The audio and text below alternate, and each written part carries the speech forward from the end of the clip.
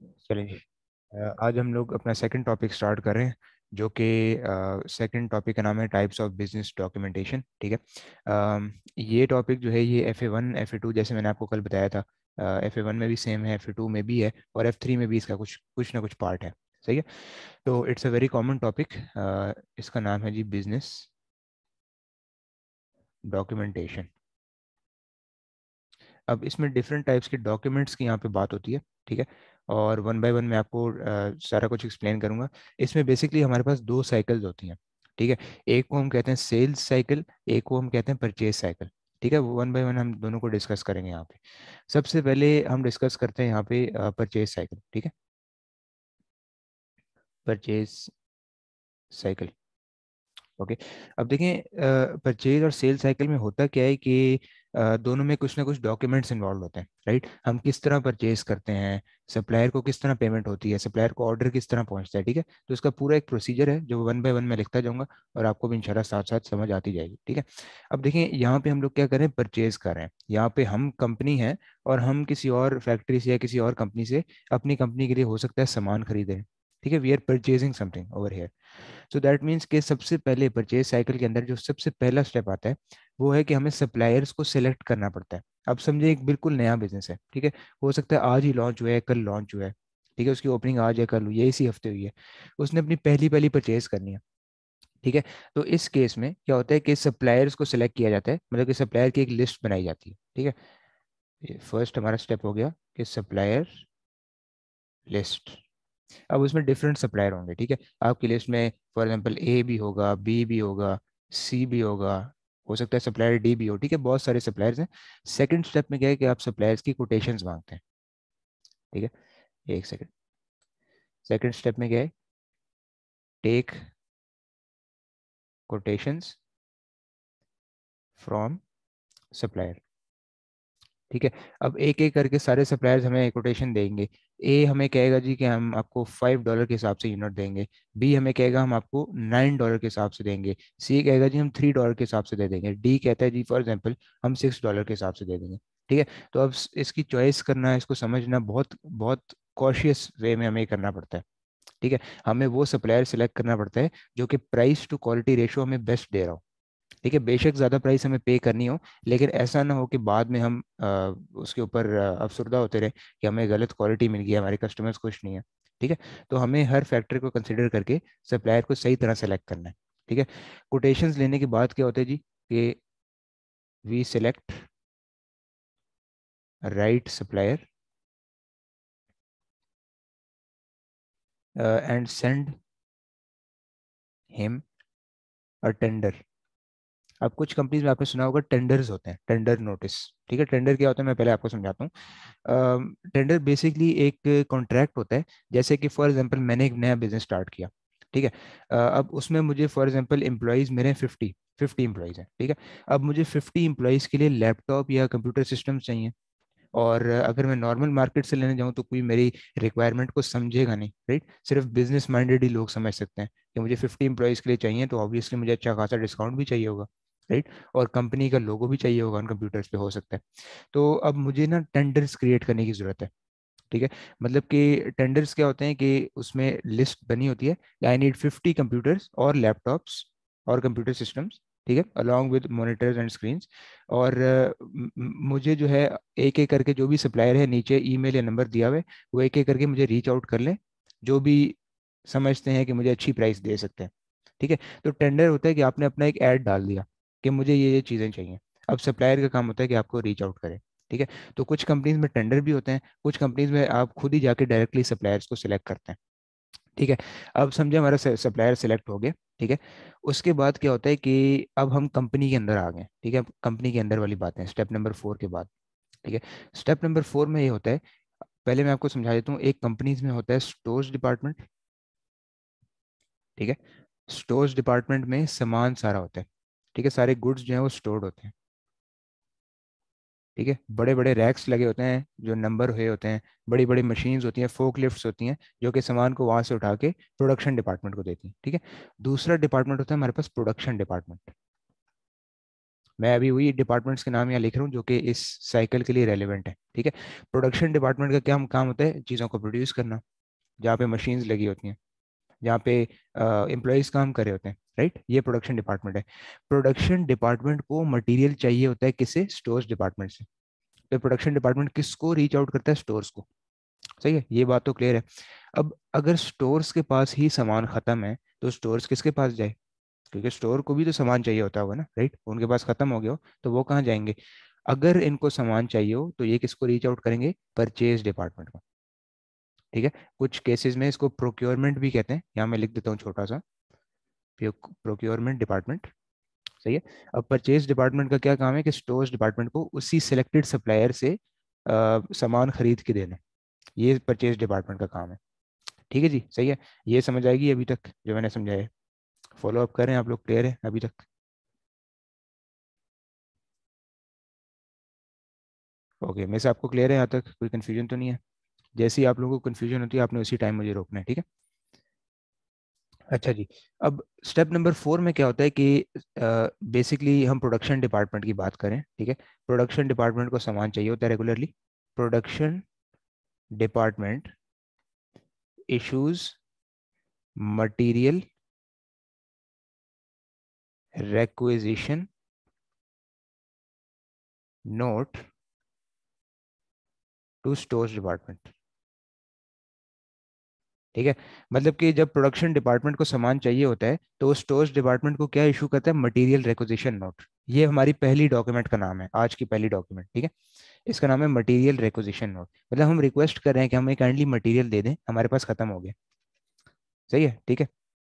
तो production department जब भी स्टोर्स डिपार्टमेंट को रीच आउट करता है सामान के लिए तो मटेरियल रिक्विजिशन नोट फिल होता है, उसके बाद स्टोर्स उनको दे देता है, ठीक है।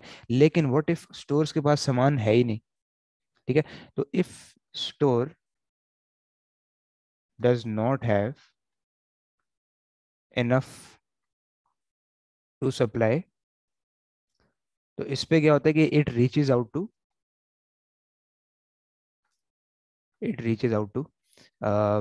परचेज डिपार्टमेंट, ठीक है जी। ये हम ऊपर ऑलरेडी पढ़ चुके हैं, ठीक है, सही है जी। और इसको हम बेसिकली कहते हैं, इसका भी एक नोट होता है, यहाँ मैं लिख देता हूँ, परचेज रेक्विजिशन नोट। ये जो है थोड़ा सा रिस्की होता है क्योंकि इसमें हमें ज़्यादा चीज़ें प्रूव करनी पड़ती हैं कि सामान ऑथेंटिक वे के लिए आ रहा है, कोई मतलब फ्रॉड वगैरह के लिए तो नहीं आ रहा, कोई मैनेजर वगैरह कोई फ्रॉड में मुलवस तो नहीं है, ठीक है। सब कुछ प्रूव करना पड़ता है हमें कि सामान एक्चुअली चाहिए। स्टोर्स डिपार्टमेंट को हमें वो करना पड़ता है, रीच आउट करना पड़ता है कि एक्चुअली आपके पास सामान खत्म है, लोगों को विजिट करवाना पड़ता है ताकि कोई बीच में फ्रॉड का खदशा ना हो, ठीक है। इसके लिए परचेज रिक्विजिशन नोट है। अब हम लोग यहाँ पे परचेज की बात करें तो नेक्स्ट हमारा क्या होगा, जब जो सप्लायर है ना वो जब सामान सेंड करेगा आपको, यहाँ पे मैं लिखता हूँ सप्लायर, या एक मिनट, इससे पहले भी एक स्टेप है जिसको हम कहते हैं order is placed with the supplier, ठीक है जी। हम सप्लायर को ऑर्डर प्लेस करते हैं बाय फिलिंग परचेज ऑर्डर। यहाँ पे जो वर्ड है वो है परचेज ऑर्डर। सही है, ये तीसरी डॉक्यूमेंट है, परचेज ऑर्डर को फिल करना। ओके, सही है जी। जब परचेज ऑर्डर फिल हो जाता है उसके बाद हमारा क्या है कि सप्लायर हमें सामान सेंड करता है, ठीक है। सप्लायर सेंड्स गुड्स, ठीक है, and we have to sign delivery note. ये भी एक और डॉक्यूमेंट है, डिलीवरी नोट। अब डिलीवरी नोट की बहुत आसान सी एग्जांपल है, आपको कोई भी पार्सल आए, कोई भी लेटर आए, इवन घर में भी, सिर्फ फैक्ट्रीज में नहीं, ठीक है। तो वो आपसे साइन मांगते हैं, एक बड़ी सी डॉक्यूमेंट होती है, उसके ऊपर आपने देखा भी होगा अक्सर लिखा होता है डिलीवरी नोट, राइट। तो डिलीवरी नोट क्या होता है कि कस्टमर का साइन चाहिए होता है, it is a evidence of customer receiving the product, ताकि कस्टमर कल को ये ना कहे कि हमें सामान रिसीव ही नहीं हुआ, ठीक है। उसकी वेरिफिकेशन हमें करनी पड़ती है, तो उसको हम कहते हैं डिलीवरी नोट। सही है, और डिलीवरी नोट जो है वापस सप्लायर के पास चला जाता है एज अ प्रूफ कि हमने सामान रिसीव कर लिया है। ओके। अब एट्थ जो स्टेप है हमारे पास, अब अगेन आपने इन स्टेप्स को याद नहीं करना, समझना है, ठीक है। बुक में हो सकता है थोड़ा सा अलग वे में लिखा हो, लेकिन मैं आपको सबसे आसान तरीके में समझाना चाह रहा हूँ, ठीक है। डिलीवरी नोट के बाद क्या होता है कि we create a goods receive note, ये भी एक और डॉक्यूमेंट है, फॉर इंटरनल यूज। ठीक है। अब जब सामान दे के गाड़ी वाला चला जाता है, डिलीवरी नोट साइन करवा के चला जाता है, रवाना हो जाता है फैक्ट्री से बाहर, तो हम एक अपना गुड्स रिसीव नोट बनाते हैं। अभी तक सामान वेयर हाउस में ही होता है ना, राइट। अभी ट्रक उसका खड़ा होगा बैक पे, तो ज़्यादातर यही होगा कि गाड़ी अभी तक उधर ही होती है सप्लायर की, और हम एक गुड्स रिसीव नोट अपने लिए क्रिएट करते हैं, वहाँ का जो साइट मैनेजर होता है जल्दी जल्दी। ठीक है। अब ये किन दोनों चीज़ों को कंफर्म करता है, एक तो परचेज ऑर्डर को, ठीक है, और एक डिलीवरी नोट को। ठीक है।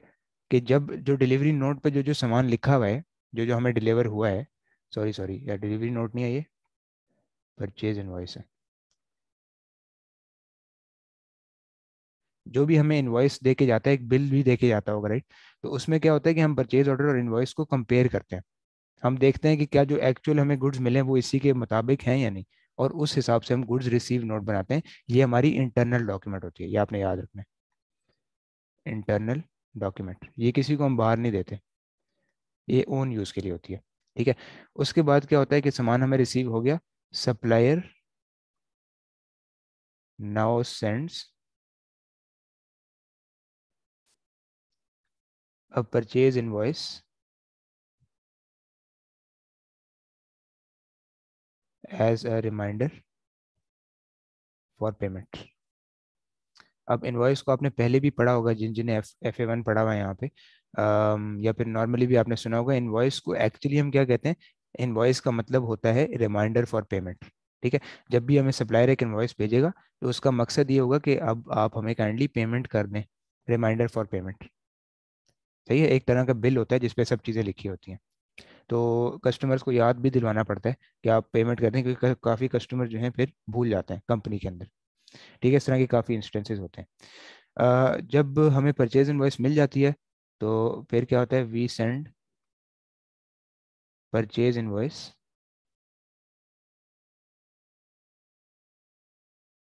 To accounts department, finance department, accounts department, जो भी है, फॉर पेमेंट। और यहाँ पे पेमेंट हमारी डन हो जाती है, कंप्लीट हो जाती है। अकाउंट्स डिपार्टमेंट में हम भेजते हैं परचेज इनवॉइस, सब चीज़ें कंफर्म वो लोग करते हैं, और पेमेंट यहाँ पे डन हो जाती है। यहाँ पे हमारी परचेज साइकिल एंड हो जाती है, इख्तिताम पजीर हो जाती है। सही जी, ठीक है। टोटल 10 स्टेप्स हैं। आप इसको चाहें तो 5 स्टेप्स में भी समराइज कर सकते हैं, कंडेंस कर सकते हैं। मैंने आपको एक्सप्लेनेशन के लिए 10 स्टेप्स में बता दिए। ठीक है जी, सही है, यहाँ तक क्लियर है? कोई कन्फ्यूजन है तो पूछ लें, फिर आगे चलते हैं। क्लियर है जी यहाँ तक? कंफर्म कर दें।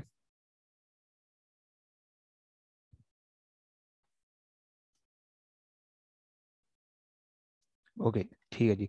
अब डिस्कस करते हैं सेल साइकिल को ज़रा। ठीक है। सेल साइकिल में क्या होता है कि परचेज से उल्टा होता है, हम लोग अब सेल कर रहे हैं, हम परचेज नहीं कर रहे। ठीक है। तो इसमें बहुत सिंपल है, इसमें ये नहीं कि सप्लायर सेलेक्ट करना है, फिर गुड्स रिक्वेस्ट करने हैं, ये वो तमाम इसके अंदर इन्वॉल्व नहीं है, वो चीज़ें। ठीक है। इसमें सिंपली जो फर्स्ट स्टेप से बात शुरू होती है, वो होती है कि we receive customers purchase order. मतलब अब हम सप्लायर के जो है जगह पे खड़े हुए हैं, तो कस्टमर हमें क्या सेंड करेगा, purchase order.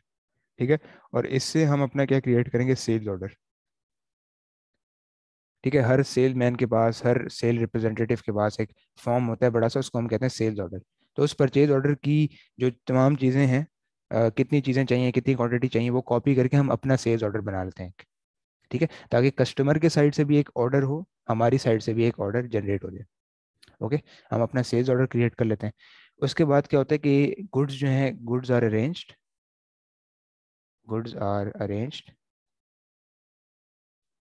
And warehouse is instructed to send goods. Warehouse को इंस्ट्रक्ट किया जाता है कि गाड़ी रेडी कर दें, उसमें सामान लोड कर दें, ये जाने के लिए तैयार है। तब तक वहाँ पे एक मैनेजर अवेलेबल होता है, जो इंस्पेक्ट कर रहा होता है कि क्या वही चीज़ें रखी जा रही हैं जो सेल्स ऑर्डर में लिखी हुई हैं।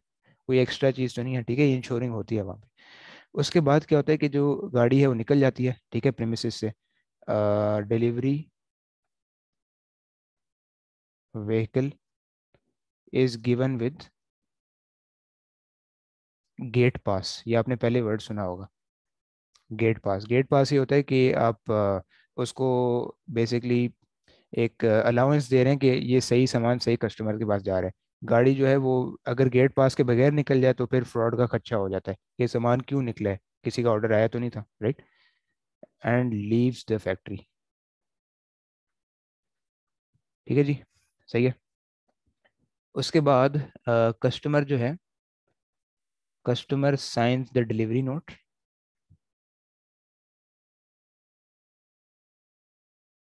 And given back to supplier, given back to us, क्योंकि यहाँ पे हम लोग सप्लायर हैं, ठीक है। तो डिलीवरी नोट भी वही वाली डॉक्यूमेंट है जो आपको ऊपर अभी समझाई है। कस्टमर साइन करेगा और ये हमें वापस मिल जाएगा, ठीक है। जब गुड्स डिलीवर हो जाते हैं तो फिफ्थ फिफ्थ स्टेप क्या है कि we now send a sales invoice to customer as a reminder for payment, ठीक है। हम कस्टमर को रिमाइंड करते हैं पेमेंट के लिए। और लास्ट स्टेप क्या है जी हमारा, कि customer makes the payment, customer makes the payment, ठीक है जी, सही है। कस्टमर पेमेंट कर देता है तो कहानी खत्म हो जाती है यहाँ। सेल साइकिल थोड़ी सी बेहतर है, ये छोटी है, परचेज साइकिल में थोड़ी ज़्यादा चीज़ें इन्वॉल्व हैं हमारे पास। ठीक है जी, क्लियर है यहाँ तक। अगर आपने नोट नहीं किया, नो इशू, मैं आपको नोट्स जैसे कल भेजे थे ये भी आपको मैं भेज दूंगा आज। ठीक है, कोई क्वेश्चन है तो पूछ लें, फिर एक दो चीज़ें और हैं वो डिस्कस करते हैं और फिर इसके क्वेश्चंस की तरफ चलते हैं। ओके, ठीक हो गया। अच्छा, अब चलते हैं, दो चीज़ें हम लोगों ने डिस्कस करनी है। एक तो पहले मैं डिस्कस करूंगा सप्लायर स्टेटमेंट, ये भी दो डॉक्यूमेंट्स हैं तो इसी चैप्टर में इसको डिस्कस करना जरूरी है। एक और वर्ड है रेमिटेंस एडवाइस, वो भी मैं यहाँ पे नीचे लिख देता हूँ,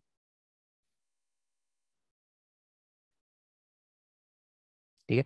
अब देखें सप्लायर स्टेटमेंट क्या होती है कि जब भी आप सप्लायर से, अभी हम कस्टमर है, ठीक है, वी आर कस्टमर, जब भी हम सप्लायर से सामान खरीदते हैं तो एंड में ज़्यादातर कस्टमर्स क्या करते हैं कि क्रेडिट पे ही सामान खरीदते हैं। बहुत कम ऐसा होता होगा बिजनेस वर्ल्ड के अंदर कि कैश पे पेमेंट होती हो, क्योंकि आपको पता है बिजनेस वर्ल्ड में, कॉर्पोरेट वर्ल्ड में कैश को मैनेज करना एक बहुत बड़ी मुसीबत है, राइट, बहुत बड़ा प्रॉब्लम है, राइट। तो काफ़ी बिजनेसेस ये फेस करते हैं प्रॉब्लम। तो दैट्स वाई हम लोग क्रेडिट पे ही सारा सामान उधार पे परचेज कर रहे होते हैं और सेल भी कर रहे होते हैं। तो we are customer over here, यहाँ पे हम कस्टमर हैं। तो दैट मीन्स कि हम यहाँ पे सप्लायर से परचेज कर रहे हैं। जब सारी सप्लायर से परचेजिंग हो जाती है तो सप्लायर हमें मंथ के एंड पे, या हो सकता है 6 महीने बाद, या हो सकता है साल बाद, एक कागज़ का टुकड़ा भेजता है, लेटर में भेज सकता है, किसी भी तरह भेज सकता है। आजकल तो ऑनलाइन भी भेजते हैं सप्लायर्स, ठीक है, ऑनलाइन जनरेट करके। तो इसमें क्या लिखा होता है कि आपने जितना सामान परचेज किया है, ठीक है, ये आपने सामान परचेज किया है, इतनी आपने इस दिन को पेमेंट कर दी तो ये अमाउंट माइनस हो जाती है। फिर आपने ये सामान परचेज किया, फिर इतनी पेमेंट कर दी, अभी तक आपका बैलेंस जो ड्यू है वो इतना है, ये आपका बैलेंस ड्यू है। तो इसको हम लोग कहते हैं सप्लायर स्टेटमेंट, सही है। तो अगर इसका यहाँ पे तर्जुमा लिखा जाए तो supplier sends customer a document which lists all transaction history, कि कितनी ट्रांजैक्शन आपने की उससे, transaction history, and final amount that is due, ठीक है। ये इसका तर्जुमा है कि सप्लायर हम एक कस्टमर को एक स्टेटमेंट भेजता है जिसमें लिखा होता है तमाम ट्रांजैक्शन हिस्ट्री, और फाइनल अमाउंट ड्यू भी लिखी होती है कि अभी तक आपने कितना हमें पे करना है। ये सप्लायर स्टेटमेंट है, ठीक है। अब रेमिटेंस एडवाइस भी देख लेते हैं, ये भी बहुत सिंपल है, कुछ भी डिफिकल्ट नहीं है। सिर्फ इन दोनों के बीच में फ़र्क ये है कि आपने इसको लफ्ज से समझना है, ठीक है। सप्लायर स्टेटमेंट मतलब कि सप्लायर आपको एक स्टेटमेंट भेजता है। रेमिटेंस एडवाइस का क्या मतलब है, रेमिटेंस एडवाइस होती है, रेमिटेंस का क्या मतलब है, पैसे किसी को भेजना, राइट, ये तो आपको पता होगा। एडवाइस का क्या मतलब है, किसी को बता देना, कम्युनिकेट कर देना। ठीक है। अब होता ये है, मैं आपको एक प्रैक्टिकल एग्जांपल देता हूँ। कुछ सप्लायर जो होते हैं, समझे हम यहाँ पे कस्टमर हैं, ठीक है, यहाँ भी हम कस्टमर हैं। हम किसी सप्लायर को जो है पेमेंट भेजना चाह रहे हैं, ठीक है। लेकिन वो सप्लायर बहुत बड़ा है, हो सकता है पूरे शहर में एक ही है, हर बिजनेस शहर का जो है उसी से परचेज करता है, ठीक है। तो वो बहुत बिजी सप्लायर है। उसके लिए इवन एक फ़ोन कॉल अटेंड करना बहुत मुश्किल है, बहुत बिजी है वो सप्लायर, पूरा दिन बिजी रहता है, ठीक है। ऑर्डर प्रोसेस करने में, भेजने में, ये वो पेमेंट के मसले इधर उधर, ठीक है, इन सब चीज़ों में बिजी रहता है वो। अब हमारा काम क्या है एज अ कस्टमर, कि जब भी हम उसको पेमेंट भेजें, हमारे लिए पैसे बहुत अजीज हैं, राइट, एज अ बिजनेस। तो ऐसा अवॉइड करने के लिए कि हमें हमारे पैसे गुम ना जाएं कहीं, हम उससे हर पेमेंट के साथ एक रेमिटेंस एडवाइस भेजेंगे। उस रेमिटेंस एडवाइस में ये लिखा होगा, ये भी स्टेटमेंट की तरह होगी, बट उसमें ये लिखा होगा कि इस ऑर्डर नंबर के लिए, इतनी क्वांटिटी के लिए, इस गुड्स जो आप मैंने मैंने आपसे इस डेट पे परचेज किए थे, इसके लिए ये पेमेंट मैं आपको भेज रहा हूँ। और उसके साथ या तो चेक लगा होगा या कैश पड़ी होगी, वो हम उसको भेज देंगे, अपना बंदा लेके उसको दे आएगा। ठीक है। इसको हम लोग कहते हैं रेमिटेंस एडवाइस। इसका भी अगर तर्जुमा लिखें तो वो कुछ ऐसे होगा: customer sends supplier a remittance advice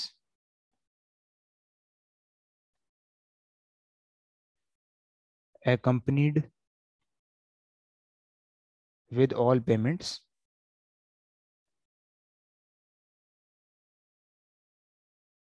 to communicate to the supplier which payment relates to which order। ठीक है। एक ऐसा कागज का टुकड़ा जो कि हम हर पेमेंट के साथ सप्लायर को भेजेंगे, जिसमें लिखा होगा ये ऑर्डर नंबर था, इतनी इतनी अमाउंट थी, इतना उसका टैक्स था, इतनी अमाउंट हमने आपको पे कर दी, ये चेक है, आप अपनी बुक्स में इसको कैंसिल आउट कर दें। सप्लायर जो है वो फिर हमारा जो रिसीवेबल है वो लेस कर देगा, और हम अपना पेबल लेस कर देंगे। ठीक है। तो हर पेमेंट के साथ इस तरह बिजी सप्लायर्स के लिए हमें एक रेमिटेंस एडवाइस भी भेजनी पड़ती है। ठीक है। वैसे भी एक गुड एक्ट है, अगर सप्लायर बिजी भी ना हो, एक डॉक्यूमेंट को वो करता है, ये मेंटेन करता है मेंटेनेंस के लिए, राइट, कि आपके पास सारा रिटर्न उसका एविडेंस मौजूद है कि आपने पेमेंट पे की है। आजकल के वर्ल्ड में इंपॉर्टेंट भी बहुत है, जहाँ पे इतने फ्रॉड्स वगैरह हो रहे हैं। ठीक है। तो ये होती है रेमिटेंस एडवाइस और सप्लायर स्टेटमेंट। ये दोनों चीज़ें बहुत इंपॉर्टेंट थी। कुछ ट्यूटर्स क्या करते हैं, इसको स्किप कर देते हैं, तो स्टूडेंट्स भी जो हैं एग्जाम में इसमें कंफ्यूज हो जाते हैं कि अब हम कौन सा आंसर सेलेक्ट करें, तो पढ़ा ही नहीं हमने। ठीक है। एक छोटी चीज़ है जो कि बुक में ज़्यादा एक्सप्लेन नहीं हुई भी, बट मैंने आपको आसान लफ्ज़ों में यहाँ पे एक्सप्लेन कर दिया। ठीक है जी, यहाँ तक क्लियर है, कोई कन्फ्यूजन तो नहीं है?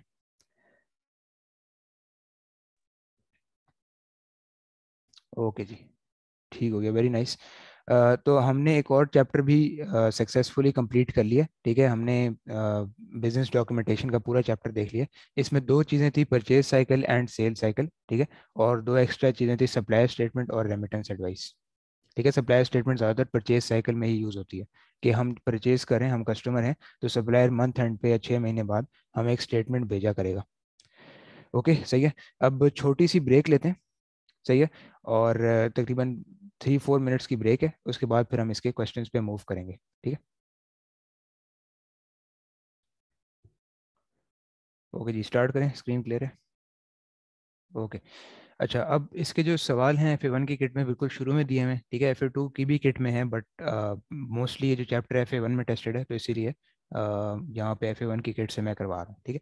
थोड़े से क्वेश्चंस हैं तकरीबन। अच्छा, मिस ने दूसरे अकाउंट से ज्वाइन कर लिया, 1 मिनट।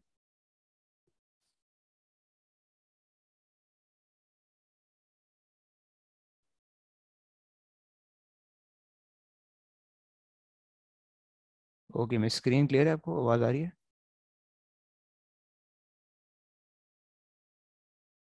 हेलो। ओके ओके, ठीक है जी। अच्छा, अब यहाँ पे स्टार्ट करें हम लोग बिजनेस ट्रांजैक्शन के क्वेश्चन। सर ठीक है। ये F1 F2 दोनों में है? जी जी, दोनों के अंदर है। जैसे मैंने आपको कल बताया कि जो हमारे टॉपिक्स हैं वो F1 F2 के मोस्टली जो है शुरू वाले सिमिलर हैं। ठीक है, फर्स्ट 7 to 8 चैप्टर्स। उसके बाद जो है थोड़े से डिफरेंसेस हमारे शुरू होते हैं। ठीक है जी, सही है। ओके, नंबर 1 देखते हैं। Which of the following transactions is likely to occur on a daily basis in a large business organisation, कि कौन सी ऐसी ट्रांजैक्शन है जो कि डेली बेसिस पे बहुत ज़्यादा इनकर होगी। क्रेडिट सेल, यस थोड़ा समझ आता है इसका, बट पहले सारी ऑप्शंस पढ़ लेते हैं। ठीक है, पे रोल नहीं, पे रोल तो महीने में एक ही दफ़ा होती है, राइट। या हो सकता है हफ्ते में एक दफ़ा हो, डेली बेसिस पे तो नहीं होती है पे रोल। ठीक है, परचेज ऑफ इक्विपमेंट नहीं, ये भी बहुत अरसे बाद होती है, 5-10 साल बाद, क्योंकि इक्विपमेंट बहुत महंगा होता है, उसको रोज़ रोज़ तो नहीं खरीदा जा सकता, right. Payment of supplier, yes ये भी है, ये हमारी डेली बेसिस पे होती है, बट मोस्ट प्रॉब्ली क्या होता है कि हमारी जो सेल्स हैं वो डेली बेसिस पे हो रही होती है। ठीक है, लेकिन पेमेंट ऑफ सप्लायर क्या होता है कि कभी कभी वो महीने बाद हो रही होती है, कभी कभी 15 दिन बाद, डेली बेसिस पे मुश्किल है। फ्रीक्वेंटली होती है, but payment of supplier daily basis पे मुश्किल है। तो रोज रोज जो चीज़ें होती हैं वो क्रेडिट सेल्स हैं। ठीक है, बहुत आसान से इसका ऑप्शन ए आंसर है। ओके, अब नंबर 2 पे चलते हैं। Which of the following comprises of small cash transactions. ठीक है, पेमेंट टू सर्विस प्रोवाइडर्स नहीं, ये भी अमूमन तो बड़ी ट्रांजैक्शन होती है। पेटी कैश, यस पेटी कैश छोटी ट्रांजैक्शन होती है, इसको मैं एक्सप्लेन करता हूँ अभी। परचेज ऑफ इन्वेंट्री नहीं, इसमें तो मिलियंस और लैक्स इन्वॉल्व होते हैं, 100,000, बहुत बड़ी अमाउंट्स होती हैं ये। ठीक है, रिसीव्ड फ्रॉम सेल्स, ये भी अमूमन बड़ी अमाउंट्स ही होती हैं। तो ओनली ऑप्शन हमारे पास स्मॉल कैश ट्रांजैक्शन की क्या बची, ऑप्शन बी पेटी कैश। अब देखिए पेटी कैश का एक चैप्टर अलग से है, बट मैं आपको एक इंट्रोडक्शन दे देता हूँ। पेटी कैश स्मॉल एक्सपेंसेस के लिए एक पैसे थोड़े से अलग कर लिए जाते हैं बिजनेस के अंदर। ठीक है, और ये रिप्रेजेंट किसको करते हैं, स्मॉल एक्सपेंसेस के लिए, जैसे कि फॉर एग्जांपल कोई एम्प्लॉय लेट आ गया तो उसको पैसे रिफंड कर दिए। ठीक है, एम्प्लॉय की गाड़ी खराब थी, वो ट्रेन पे आ गया, बस पे आ गया, ठीक है, तो उसने जो टिकट दिया था उसके पैसे आपने रिफंड कर दिए। कोई पुराना ऑफिस में दोस्त आ गया किसी सीईओ का, तो आपने रिफ्रेशमेंट्स वगैरह उसकी मंगाई। ठीक है, तो टी मंगाई, कॉफ़ी मंगाई, चीज़ें मंगाई, तो इस वजह से जो आपने पैसे पे किए होंगे वो भी कंपनी आपको रीइम्बर्स कर देगी, किसके थ्रू, पेटी कैश के थ्रू। तो पेटी कैश स्मॉल एक्सपेंसेस के लिए एक रिजर्व अलग कर दिया जाता है, इसका एक चैप्टर अलग से है जो कि हम करेंगे। ठीक है, अच्छा इस क्वेश्चन को भी छोड़ दें, इस कॉन्सेप्ट को मैं आपको कल समझाऊंगा, कल इसका चैप्टर हमने करना है, क्रेडिट नोट और डेबिट नोट। अब नंबर 4 पे आए। विच of the following is not an internal document for purchases, purchase cycle के लिए बात करें। ठीक है, अच्छा एक सेकंड रुके, 1 मिनट।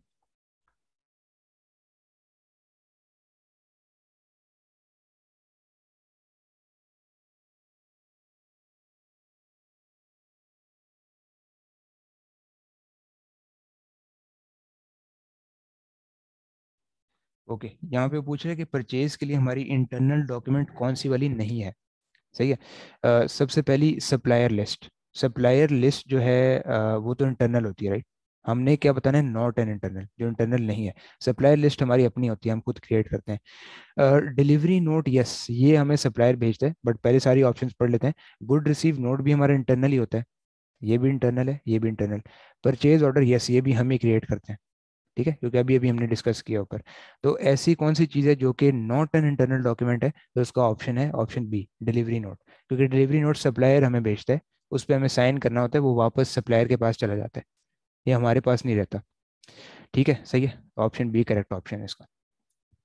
अब नंबर 5 पे आ जाए। What is remittance advice for, अभी अभी हम लोगों ने पढ़ा है रेमिटेंस एडवाइस।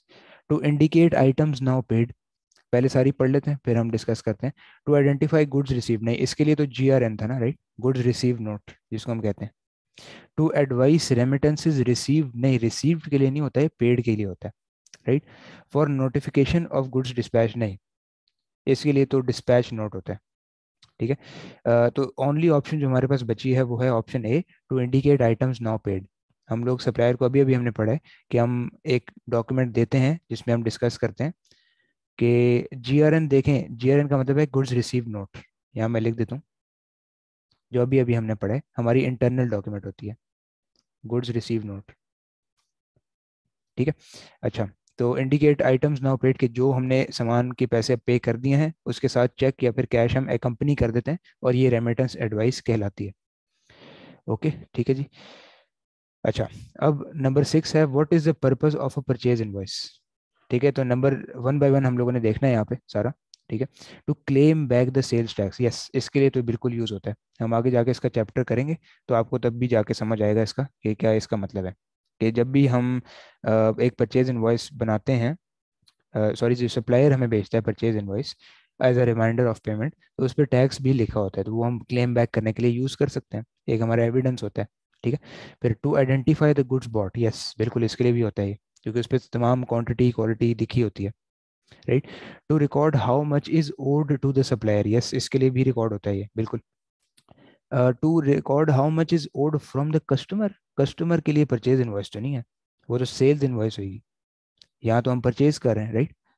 तो कस्टमर तो है ही हम सप्लायर की उससे तो नहीं सोच रहे, राइट। इसका मतलब ये इसका ऑप्शन नहीं है। तो करेक्ट आंसर इसका क्या है, 1, 2 एंड 3, ऑप्शन ए। ठीक है जी, सही है। अब सेवन्थ वाला डिस्कस करते हैं। मैं आपसे 10 क्वेश्चन यहाँ पे करूंगा, जो रिमेनिंग 6, 7 क्वेश्चन आपको एज ए होमवर्क दूंगा, ठीक है। In the purchasing procedure which document will usually follow the goods receive note. तो ये बहुत मज़ेदार सवाल है, बहुत इंपॉर्टेंट सवाल है कि परचेज साइकिल के अंदर, परचेजिंग प्रोसीजर का ये मतलब है, परचेज साइकिल के अंदर which document will usually follow the goods receive note. Goods receive note के बाद क्या होगा जब हम गुड्स रिसीव कर लेते हैं, तो इसके बाद एक ही चीज़ होगी कि जो सप्लायर है हमें इनवॉइस सेंड करेगा। ऑप्शन बी इसका करेक्ट ऑप्शन है। अभी हमने डिस्कस किया, ये देखें यहाँ पे, ये परचेज साइकिल के अंदर जब गुड्स रिसीव नोट बन जाते हैं, ये देखें परचेज इनवॉइस इसके बाद आ जाती है, सप्लायर हमें सेंड करते हैं।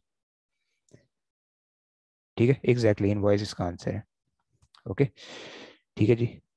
अब नंबर 8 देखते हैं। Keith received document from Cullen stationery supplies for 8 reams of paper which they supplied 3 days ago। How would Keith refer to this document. देखें ये स्टेशनरी वाली दुकान है, इसने इसको 3 दिन पहले सामान दे दिया है। अब जो है 3 दिन बाद इस कस्टमर को एक डॉक्यूमेंट मिली है, राइट। तो ना ये गुड्स रिसीव नोट है, राइट, ना ये क्रेडिट नोट है, क्योंकि अभी तक हमने पढ़ा नहीं है। पहले रॉन्ग वाली ऑप्शन आइडेंटिफाई कर लेते हैं, पीछे जो बचेगी वो हमारी सही ऑप्शन होगी। इट इज़ अ रिसीट, नहीं रिसीट तो उसी वक्त दी जाती है कैश के लिए, राइट। ओनली ऑप्शन जो इसका बचा है वो है option C, it is a purchase invoice. Yes बिल्कुल परचेज इनवॉइस है ये, क्योंकि जब हम परचेज करेंगे हो सकता है उसने क्रेडिट पे परचेज किया हो, ठीक है, तो 3 दिन बाद वो उसको इनवॉइस भेजेगा, कलन स्टेशनरी सप्लाईज वाला जो इसका सप्लायर है, ठीक है। तो ये कहलाएगी परचेज इनवॉइस। इसका मतलब है as a reminder for payment, उसको पेमेंट के लिए रिमाइंड करने के लिए भेजेगा। ओके। अब नाइन्थ वाला देखते हैं। What is the prime document use to record petty cash transactions in the petty cash book. अब कल वाले लेक्चर में आपको मैंने बुक्स ऑफ प्राइम एंट्री बताई थी, राइट। उसके अंदर मैंने आपको बताया था एक होती है पेटी कैश बुक, सही है।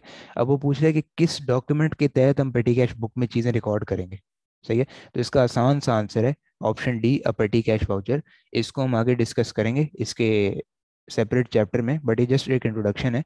देखिए होता ये है कि हर कंपनी में एक वाउचर बुक पड़ी होती है, जिसको काफ़ी लफ्ज़ों में जेवी भी कहते हैं, आपने सुना होगा। उसमें क्या होता है कि जब भी एक स्मॉल ट्रांजैक्शन होती है, जब छोटी ट्रांजैक्शन होती है, उसको फिल आउट किया जाता है, पेटी कैश बॉक्स में डाला जाता है और उतनी अमाउंट 10 में से निकाल ली जाती है, ठीक है। तो उसका सोर्स डॉक्यूमेंट क्या है, प्राइम डॉक्यूमेंट क्या है, वाउचर। वाउचर फिल होगा फिर ही तो पेटी कैश बुक में जाएगा, राइट। और इसके कोई आंसर नहीं है, ए बी और सी में से कोई भी इसका आंसर नहीं है। ओके, आईओ यू को भी हम डिस्कस करेंगे आगे जब इसका चैप्टर आएगा। ओके, ठीक है जी। लास्ट क्वेश्चन देखते हैं, question number 10। Which of the following is a source document for financial transactions. Financial transactions के लिए कौन सी सोर्स डॉक्यूमेंट है। तो पहले गलत वाली आइडेंटिफाई कर लेते हैं। गुड्स रिसीव नोट, नहीं I don't think so, financial transaction का तो इससे कोई ताल्लुक नहीं, राइट। डिलीवरी नोट, नहीं नॉट रियली, ठीक है। पेइंग इन स्लिप, अच्छा अब यहाँ पे ही बात करें फॉर फाइनेंशियल ट्रांजैक्शंस के जो हम ट्रांजैक्शंस करेंगे, अब फाइनेंशियल से इसका मतलब बैंक भी हो सकता है। पेइंग इन स्लिप जो है ना, वो मैं आपको यहाँ पे बता देता हूँ, उसका मतलब होता है डिपॉजिट स्लिप। जो भी बैंक में आप जाते हैं ना डिपॉजिट करने, तो उसको यूके के अंदर पेइंग इन स्लिप कहते हैं, क्योंकि सिलेबस यूके का है, ठीक है। स्टेटमेंट जो है यहाँ पे भी कुछ कंफर्म नहीं हो रहा है, सप्लायर स्टेटमेंट है, बैंक स्टेटमेंट है, क्या है, ठीक है। तो ओनली ऑप्शन जो हमारे पास बचती है वो है option number B, paying in slip, क्योंकि यहाँ पे हो सकता है बैंकिंग की बात कर रहा हूँ, ठीक है। बैंकिंग वाला चैप्टर भी हमें पढ़ना है अभी फुली हमने। ओके, ठीक है जी, सही है। लास्ट क्वेश्चन चले कर लेते हैं, क्वेश्चन 11, उसके बाद रिमेनिंग जो क्वेश्चन 12 till 16 है ना, ये आपका होमवर्क है, ठीक है। ये आप नोट कर लें अपने पास। Which of the following is authorised so that a business can settle an outstanding invoice. Credit note और डेबिट नोट तो इसका आंसर है ही नहीं, मतलब यहाँ पे वो कह रहे हैं कि कौन सी ऐसी डॉक्यूमेंट है जो कि ऑथराइज होनी चाहिए मैनेजर से, ताकि एक बिजनेस आउटस्टैंडिंग इनवॉइस को पे कर सके। ठीक है, तो इसका करेक्ट ऑप्शन मुझे लग रहा है ऑप्शन डी है, इंटरनल चेक रिक्वेजिशन। क्योंकि जब भी हमने चेक किसी को भेजना होता है तो हम एक चेक रिक्वेजिशन सेंड करते हैं। ठीक है, रेमिटेंस एडवाइस भी इसका करेक्ट ऑप्शन नहीं है। ये सारी चीज़ें हम बैंकिंग के चैप्टर के अंदर डिटेल के अंदर डिस्कस करेंगे। ओके ठीक है जी, सही है, क्लियर है, कोई कंफ्यूजन तो नहीं है? क्लियर है जी